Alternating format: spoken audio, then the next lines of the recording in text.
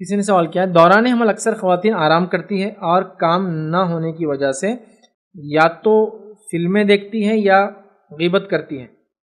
اس بارے میں رہنمائی کریں۔ دوران حمل اکثر خواتین آرام کرتی ہیں، پہلے تو یہ سوال خود ایک سوالیہ نشان کھڑا کر رہا ہے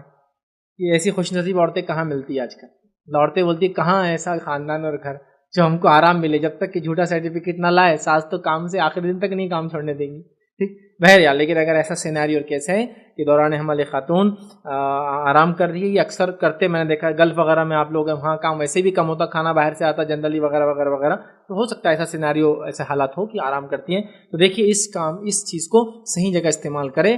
فرائض کا اہتمام، نماز وغیرہ، روزہ وغیرہ اگر رکھ سکتی ہو ڈاکٹر سے کنسلٹ کر کے، نفل نماز وغیرہ کا اہتمام، توبہ کا اہتمام، استغفار کا اہتمام، ذکر و اذکار کا خاص اہتمام، تلاوت قرآن کا خاص اہتمام، تاکہ بچے کا رشتہ اپنے رب سے پیدائش سے پہلے سے جڑ جائے۔ خاص طور سے 4 مہینے کے بعد جب وہ سنتا ہے یا 20 ویکس کے بعد جب کان اس کو ڈیولپ ہو جاتے ہیں وہ سننے لگ جاتا ہے، خاص طور سے اس موقع پہ یہ کریں تو خوب سے خوب عبادت کرنے کا، صبر کرنے کا، شکر کرنے کا، ذکر کرنے کا یہ تو موقع ہے۔ اللہ سے دعا کر کے، چونکہ ایک انسان تکلیف میں اللہ دعا قبول کرتا ہے، تکلیف کا موقع ہے دعا کرنے کا ہے، تو بالکل ہرگز بھی اگر کوئی خاتون اس نعمت کا، اس وقت کا ایسا غلط فائدہ اٹھا رہی ہے، اس مدرہڈ مطلب وہ ایک مرحلے میں جانے والی کو ماں بننے والی، اگلے اس میں ایک آنے والی نسل کی ذمہ داری ہے کہ جننی جس کو کہتے ہیں نا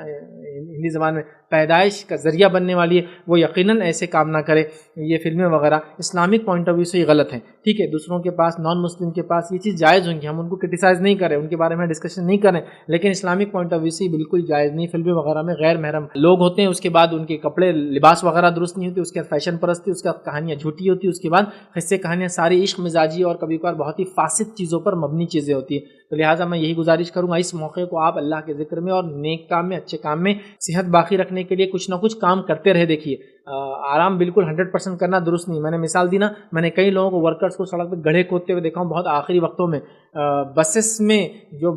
ایسی چلتی ہے کہ بالکل گڑھے کیا اور راستہ کیا سمجھنا، اس بسس میں کارپوریشن کی یا سٹی بسز میں یا اسٹیٹ بسز کے اندر ٹریول کرتے ہوئے دیکھا ہوں حمل کے 7ویں اور 8ویں مہینے کے اندر بھی۔ تو اللہ تعالیٰ نے انسانوں کو یہ صلاحیت دے رکھی ہے، کروڑوں سالوں سے انسان بچے پیدا کرتے آیا ہے، اور یہ ایک نارمل عمل ہے، یاد رکھیں۔ کمپلیکیشن ہو سکتے ہیں لیکن کمپلیکیٹڈ آپ نہ بنا دیں اس پروسیس کو، اس کو جنرل رہنے دیں۔ تو لہٰذا اگر خالی وقت ہے تو اس کا صحیح جگہ استعمال کریں، کلاسز وغیرہ دیکھیں، علماء کی تقریریں سنیں، نیٹ کے ذریعے کتابوں کو آپ مطالعہ کریں تاکہ بچوں کی اپ برنگنگ، ان کی تربیت وغیرہ آپ کیسے کریں، بہت سارے کام کرنے کے لیے یاد رکھو۔ یہ ٹی وی وغیرہ یہ درست نہیں ہوں گا، یاد رکھیں۔ تو لہٰذا ایسی خواتین جس کو آرام کا وقت ہے تو وہ ٹی وی وغیرہ یا فلموں سے اپنا وقت نہ گزاریں۔ دوسرا، غیبت کرتی ہے تو یہ تو بہت ہی بری بات ہے۔ میں نے بھی آپ سے کہا کہ یہ تو ایسا وقت ہے کہ بچے سننے لگ جاتا 4 مہینے کے بعد، تو اچھی اچھی باتیں کرے، تلاوت قرآن کرے، ذکر و اذکار کریں، یہ بالکل بھی صحیح نہیں ہوں گا۔ اس طرح کی غیبت تو ویسے بھی حرام ہے، چاہے حمل میں ہو، چاہے حمل سے پہلے ہو یا حمل کے بعد ہو، نہیں کرنا چاہیے، اور یہ بہت سنگین جرم ہے۔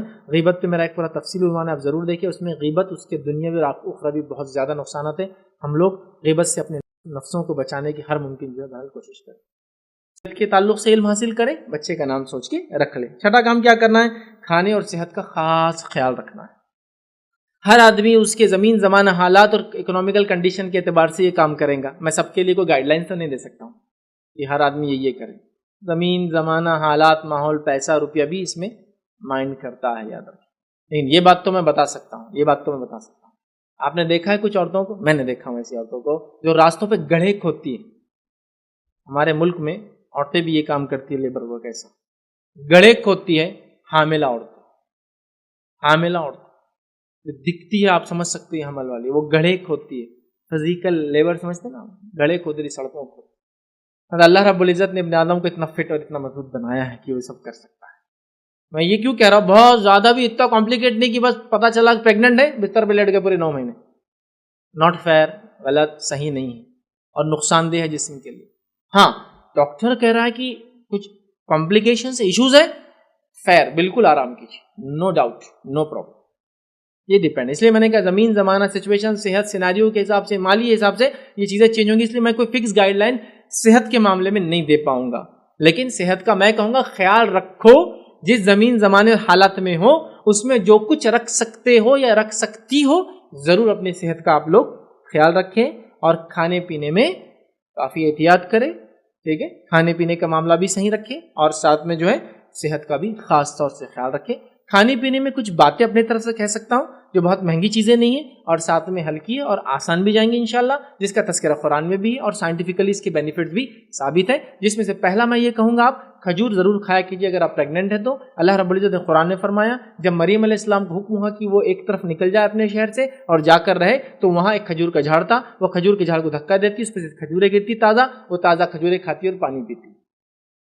میں نے اس پہ بہت ساری رپورٹس بھی پڑھی ہے، سائنٹیفکلی یہ پروون ہے کہ کھجور کے اندر جو انگریڈینٹس ہیں، جو چیزیں پائی جاتی ہے، یہ ایک عورت کے لیے بہت مفید ہے، اس کی بچے کی پرورش کے اندر اور حمل کے درد کے اندر اور اس کی پیدائش کے اندر۔ آپ اس کو پڑھ سکتے ہیں ڈیٹیل میں۔ کھجور لیکن عام چیز ہے نا، کوئی بہت کمپلیکیٹ بہت مہنگی نہیں ہے، اس لیے میں نے آپ کو دے دیا، آپ سب کر سکتے۔ کھجور سے مراد یہاں پین کھجور، گیلی کھجور، یا اس میں کچی کھجور بھی ہو سکتی ہے، یہ بڑی مفید ہے عورتوں کے لیے، خاص طور سے حمل میں۔ اللہ رب العزت نے مریم علیہ السلام کو یہی کھانے کا حکم دیا، تو میں سمجھتا ہوں ضرور کھائیں، ضرور کھائیں۔ لیکن ہمارے پاس ایسے بھی غریب گھر ہے جن کے پاس کھجور بھی نہیں ہوتا ہے، کیونکہ نبی اکرم صلی اللہ علیہ وسلم کے زمانے میں سب سے غریب گھر میں بھی کھجور ہوتا تھا، مجھ سے بھی غریب ہے، ہونا چاہیے سب گھروں میں کھجور ہونا چاہیے، ہر بار پین کھجور ہر گھر میں، کیونکہ اللہ کے رسول صلی اللہ علیہ وسلم کے زمانے میں سب سے غریب لوگوں کے پاس بھی کھجور ہوا کرتا تھا، اس سے غریب تو نہیں نا ہم، اس کی بڑے فائدے کھجور، ٹھیک ہے۔ تو پین کھجور۔ دوسرا میں یہ کہہ سکتا ہوں کہ سوکھا انجیر،